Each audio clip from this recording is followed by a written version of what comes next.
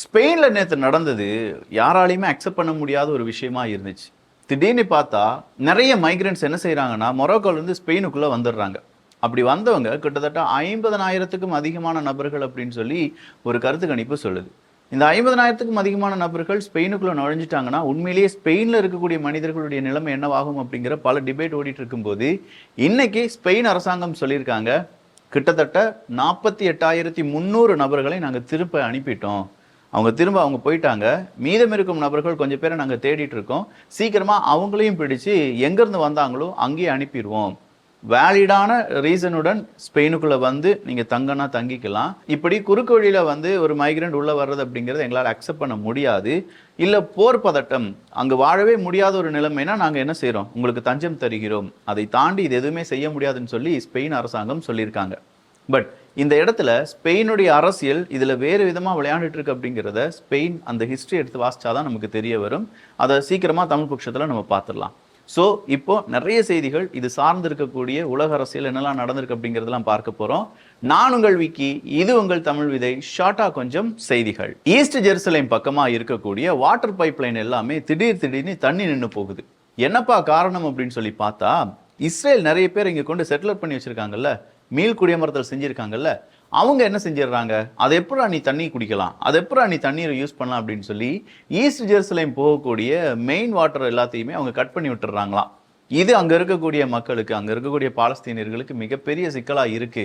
என்ன சார், எங்களை வாழவும் விட மாட்டீங்க, தண்ணியும் குடிக்க விட மாட்டீங்களா அப்படிங்கிற லெவல்ல இன்னைக்கு நிறைய பேர் பேசிட்டு இருக்காங்க. இந்த இடத்துல தான் அடுத்ததா காசா பகுதியில் என்ன நடக்கும் அப்படின்னு சொல்லி யோசிச்சுட்டு இருந்தவங்க மத்தியில எஸ், ஹமாஸ் அவங்களுடைய ஆயுதங்களை கீழே போட்டு சரணடைவதற்கு நாங்கள் ரெடி ஆயிட்டோம் அப்படின்னு சொல்றாங்க. இது சாதாரண விஷயம் கிடையாது. இது ரொம்ப நாட்களாகவே இருந்த பேச்சுவார்த்தை தான். ஹமாஸினுடைய இந்த ஆயுதத்தை கீழே போட்டுட்டுனா சும்மா இல்லை, அமெரிக்காட்டையோ இல்லாட்டி இஸ்ரேல்ட்டையோ அந்த ஆயுதத்தை கொடுக்க போறது கிடையாது. பாலஸ்தீன் அத்தாரிட்டி இருக்குல்ல, அப்போ அவங்களுக்கான ஒரு கவர்மெண்ட் ஃபார்ம் பண்ணுவாங்கல்ல, அந்த கவர்மெண்ட்டை எங்கள் ஆயுதங்களை நாங்கள் கொடுத்துட்றோம்.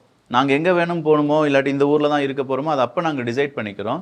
அதே நேரத்தில் காசா பகுதியில் இருக்கக்கூடிய இஸ்ரேலியர்களும் இஸ்ரேல் இராணுவமும் என்ன செய்யக்கூடாது, அங்கே இருக்கக்கூடாது, உடனடியாக இஸ்ரேலுக்கே திரும்ப போயிடணும் அப்படின்னு சொல்றது அவங்களுடைய ஒரு கோரிக்கையாக இருந்துச்சு.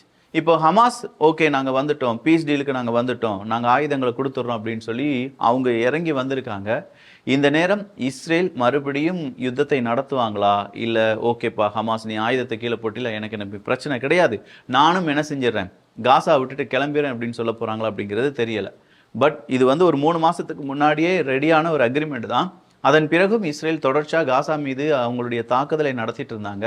காரணம் என்ன அப்படின்னு சொல்லி பார்த்தா, இல்லை ஹமாஸ் இருக்காங்க, ஹமாஸுக்கு உதவி செய்கிறவங்க இருக்காங்க, ஹமாஸுக்கு உதவி செய்யக்கூடிய நபர்களுக்கு உதவி செய்யக்கூடிய நபர்கள் இருக்காங்க அப்படின்னு சொல்லி அதில் ஏகப்பட்ட விஷயங்களை கண்டுபிடிச்சு அங்கேயே தான் எங்களுடைய இராணுவ வீரர்கள் நிற்பார்கள் அப்படின்னு சொல்லி இஸ்ரேல் சொன்னாங்க. அப்போ தான் அமெரிக்கா ஈரான் யுத்தம் பெருசாக மாறுது.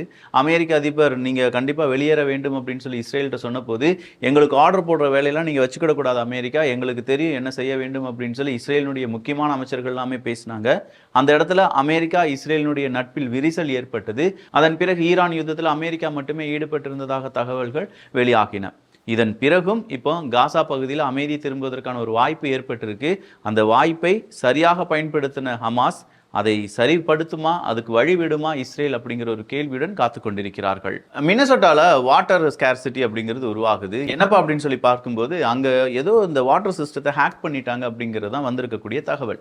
இப்போ மினசோட்டால இருக்கக்கூடிய அந்த அரசியல்வாதிகள் என்ன சொல்றாங்கன்னா, இல்லை இதுக்கு காரணம் ஈரான் தான், சைபர் அட்டாக் பண்ணிட்டாங்க, ஹேக் பண்ணிட்டாங்க அப்படின்னு சொல்லி அமெரிக்க அதிபர் ட்ரம்ப் அவர்களிடம் சொல்கிறார்கள். ட்ரம்ப் அவர்கள் வாய்ப்பே இல்லை. ஏன்னா ட்ரம்ப் அவர்களுக்கும் இந்த மினசோட்டா அப்படிங்கிற பகுதியில் இருக்கக்கூடிய முக்கியமான அரசியல்வாதிகளுக்கும் பெரிய புகைச்சல் தான். அப்படி இருக்கும்போது ட்ரம்ப் அவர்கள் சொல்றாங்க, இல்லை இதை செஞ்சிருக்கிறதுக்கு ஈரான் வாய்ப்பே கிடையாது, இதை செஞ்சிருக்கிறது லோக்கல் அங்கே இருக்கக்கூடிய அரசு அதிகாரிகள் தான், அவங்களுடைய கையாளாகத்தனம் தான் அப்படின்னு சொல்லி ஓப்பனாக அங்கே அடிச்சிட்டாரு. ஸோ மினசோட்டா பகுதியில் வாட்டர் சிஸ்டம் அப்படிங்கிறது ஹேக் செய்யப்பட்டதற்கும் ஈரானுக்கும் சம்பந்தம் இல்லை அப்படின்னு சொல்லி அமெரிக்க அதிபரே சொல்லிட்டாரப்பா அப்படின்னு சொல்லக்கூடிய தகவலை கேட்ட உடனே அமெரிக்கர்கள் தலையை பிச்சுக்கிட்டு போயிடலாமான்னு சொல்லி யோசிச்சுட்டு இருக்காங்க.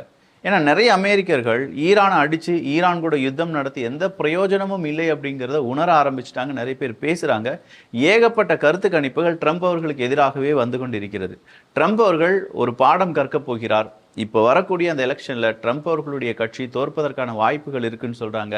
நிறைய இடத்த லூஸ் பண்ணிட்டாங்கன்னா அதற்கு காரணம் ஈரான் யுத்தமாக தான் இருக்கும் அப்படின்னு சொல்லப்படுகிறது. இன்னைக்கு அமெரிக்காவினுடைய பேஸ், கலிபோர்னியாவில் இருக்கக்கூடிய அமெரிக்காவினுடைய பேஸ் பக்கமா ஒரு F-35 திடீர்னு பார்த்தா கிராஷ் ஆயிருச்சு அப்படிங்கிற ஒரு செய்தி வெளியானது.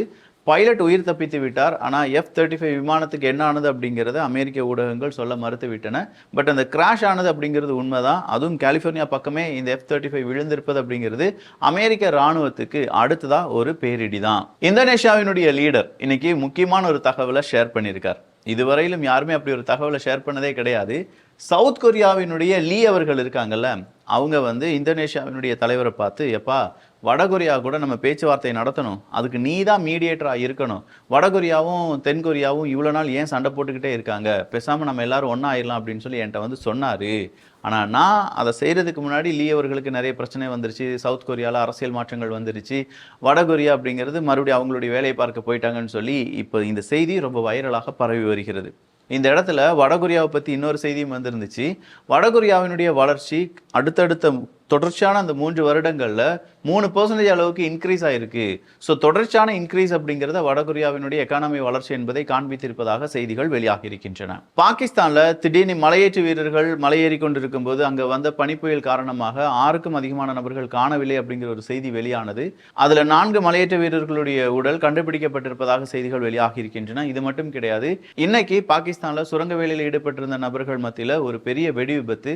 அதில் 38க்கும் அதிகமான சுரங்கத்தில் வேலை செய்த தொழிலாளர்கள் உயிரிழந்திருக்கலாம் அப்படிங்கிற ஒரு அச்சம் தெரிவிக்கப்பட்டிருக்கிறது. இன்னும் நிறைய பேர் அந்த இடிபாடுல சிக்கி இருக்காங்க. அவங்களை மீட்கும் பணி தொடர்ந்து வருவதாகவும் பாகிஸ்தான் அரசாங்கம் வெளியிட்டிருக்கிறார்கள். ரஷ்யாவினுடைய KH-101 அப்படிங்கிற மிசைலை வச்சுதான் போலந்து அட்டாக்கு உட்பட்டு இருக்கிறது. அதை 2026 ரஷ்யாவில் தயாரித்திருக்கிறார்கள் அந்த மிசைல் அப்படிங்கிறத இப்போ போலந்து கண்டுபிடிச்சு, போலந்து யாரை கூப்பிடுறாங்க, ரஷ்யாவினுடைய அம்பாசடரை கூப்பிட்டு, என்னப்பா இப்படி உங்களுடைய மிசைல் என் நாட்டுக்குள்ள விழுந்திருக்கு, இது சரிதானா, இதுக்கு நான் வன்மையான கண்டனத்தை தெரிவித்துக் கொள்கிறேன் அப்படின்னு சொல்லி அவங்களுடைய கண்டனங்களை தெரிவித்திருக்கிறார்கள்.